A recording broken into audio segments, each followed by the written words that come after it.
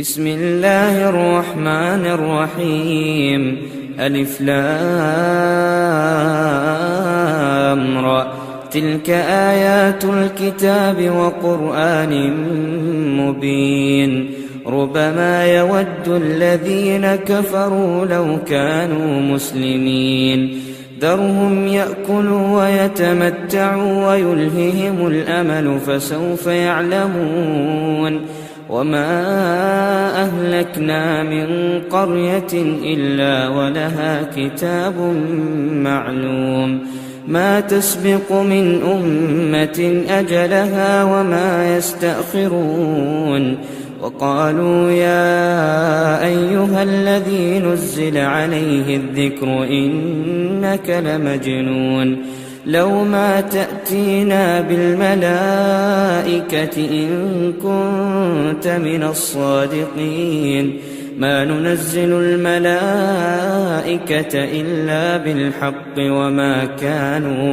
وما كانوا إذا منظرين إنا نحن نزلنا الذكر وإنا له لحافظون ولقد أرسلنا من قبلك في شيع الأولين وما يأتيهم من رسول إلا كانوا به يستهزئون كذلك نسلكه في قلوب المجرمين لا يؤمنون به وقد خلت سنة الأولين ولو فتحنا عليهم بابا من السماء فظلوا فيه يعرجون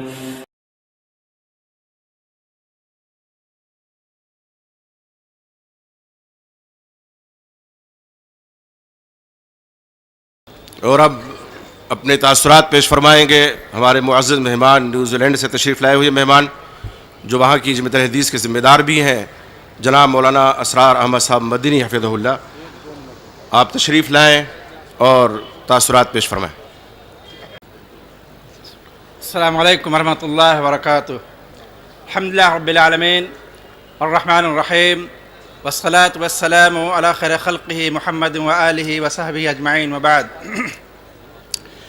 معزز سامعین کرام، بھائی اور دوستو اور ہمارے علماء کرام، میں آپ سے صرف ایک بات کہنا چاہتا ہوں اور بہت زیادہ جسے مجھے ٹائم بھی نہیں ملا ہے، وہ یہ ہے کہ اگر آپ اپنے سماج سوسائٹی میں، اپنے معاشرے میں اگر آپ امن و شانتی چاہتے ہیں تو آپ کو اپنے ساتھ انصاف کرنا ہوگا، آپ کو اپنے پڑوسی کے ساتھ انصاف کرنا ہوگا، اور آپ کو اپنے قومی اور جو قومی بھائی ہیں ان کے ساتھ بھی انصاف کرنا ہوگا.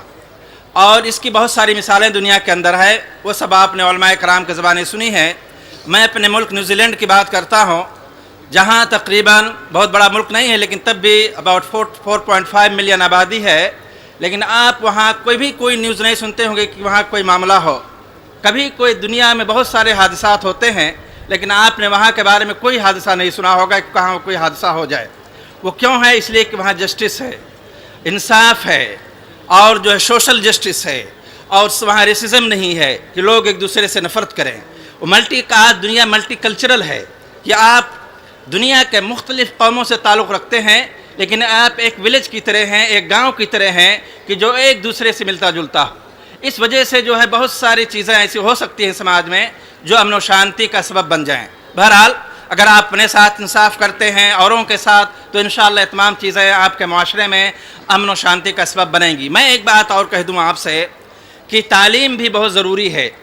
تعلیم، ایجوکیشن، یہ بہت امپورٹنٹ ہے انسان کے ایک کلچرڈ اور جو ہے لرنڈ پرسن ہونے کے لیے.